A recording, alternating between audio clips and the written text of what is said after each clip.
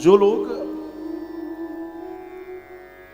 इस प्रक्रिया तक नहीं आ पाए हैं, जो ईश्वर तक नहीं पहुंच पाए हैं, वो पापी नहीं है, वो अभी पके नहीं है।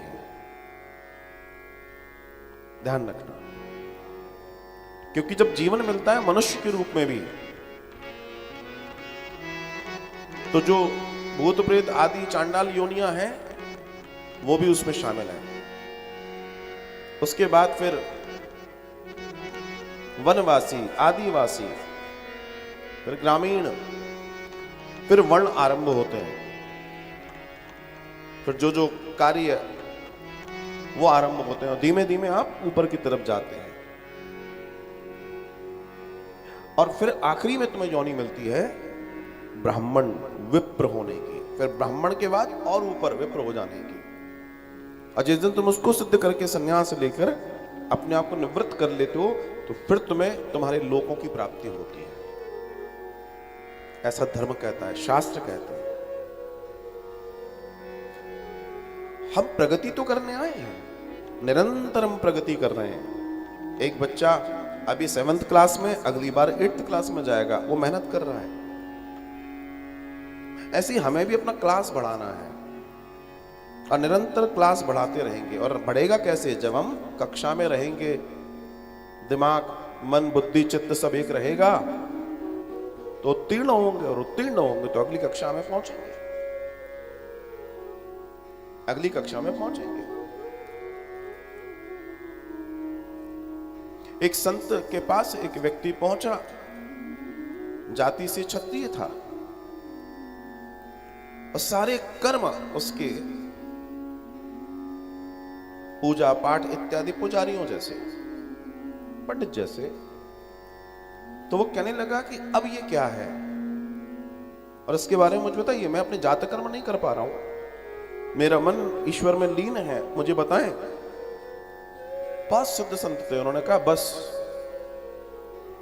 अब अगले जन्म में तुम्हें ब्राह्मण पिता की संतान होने का सौभाग्य मिलने वाला है, तैयारी चल रही है तुम्हारी। This is the preparation, this is the preparation. तो अगर हम भी इस प्रक्रिया में हैं और निरंतर धर्म को जान रहे हैं, चीजों को जान रहे हैं, क्यों? क्योंकि दुनिया के सबसे बड़े धन की अगर बात करूं तो वो ज्ञान है, वो ज्ञान है। आपके पास खजाने हो सकते हैं, खजानों के कुएं हो सकते हैं, लेकिन उसको बांटने बैठोगे तो पूरी पृथ्वी पर नहीं बांट पाओगे। लेकिन ज्ञान एक ऐसा धन है जिसको निरंतर बांटोगे, जितना बांटोगे उतना बढ़ता चला जाएगा, उतना बढ़ता चला जाएगा। बांटने वाला मर जाएगा, लेकिन जो छोड़ के गया वो बंटता रहेगा। ये ज्ञान है।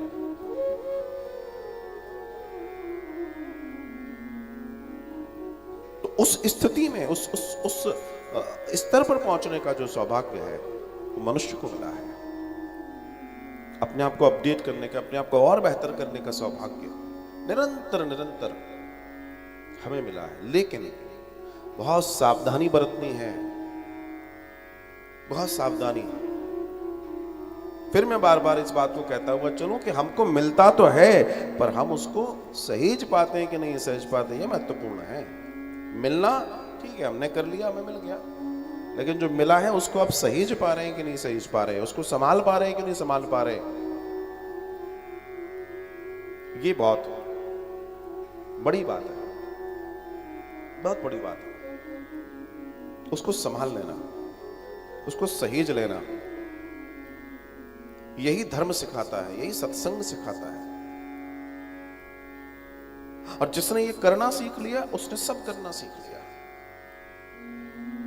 कई बार आपने देखा होगा, एक परिवार में 4 बहुएं हैं, बड़ी है, उससे छोटी है, उससे छोटी है और उससे छोटी है, लेकिन धीरे से कुछ बड़े कहते हैं नहीं हमारी छोटे वाली है ना, ये चतुर है, ये सयानी है, ये बहुत समझदार है, मैनेजेबल है। क्यों? वो 3 एज में बड़ी हैं, वो नहीं, ऐसा नहीं हो सकता। ज्ञान तो किसी में भी हो सकता है, बड़े और छोटे से कोई लेना देना नहीं है। तो आप करना सीख जाओ, आप संभालना सीख जाओ। तो आपका पद बढ़ जाएगा। आयु से लेना देना नहीं है, आयु से कोई लेना देना नहीं। और जिस दिन हमने इस प्रक्रिया को जान और समझ लिया, उस दिन सब कुछ श्रेष्ठ हो जाएगा। यही जानने का विषय भागवतम है, क्योंकि भागवत भगवान की प्राप्ति कराता है, भगवान को जानने का मौका देती है। और इसी मौके को जो बना पाता है, जो कर पाता है, वो श्रेष्ठ कहलाता है। मौका तो मिला है, लेकिन तुम उसके कितने करीब जा पाते हो, मामला ये है। हम कितने करीब जाएं।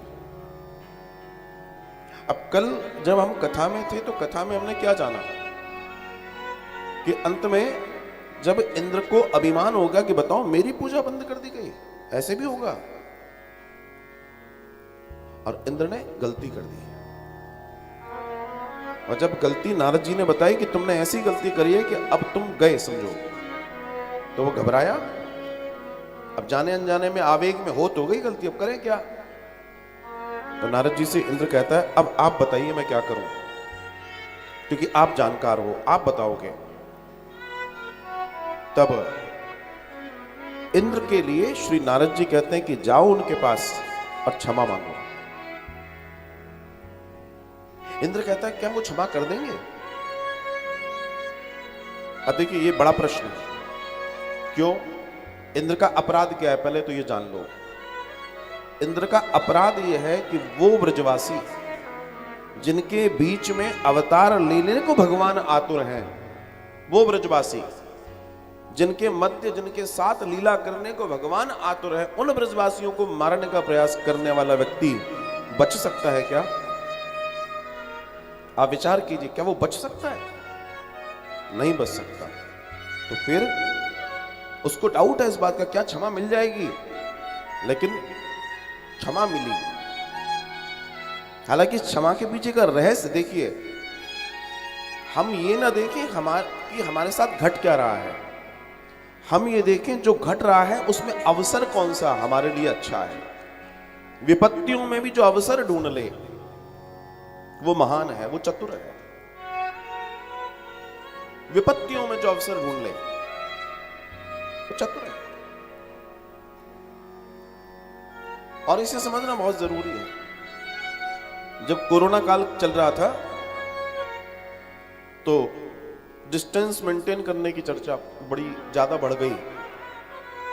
आप विचार कीजिए कि उस समय एक एडवर्टीजमेंट तेजी से बढ़ा, और वो था 4 व्हीलर्स का, कारों का।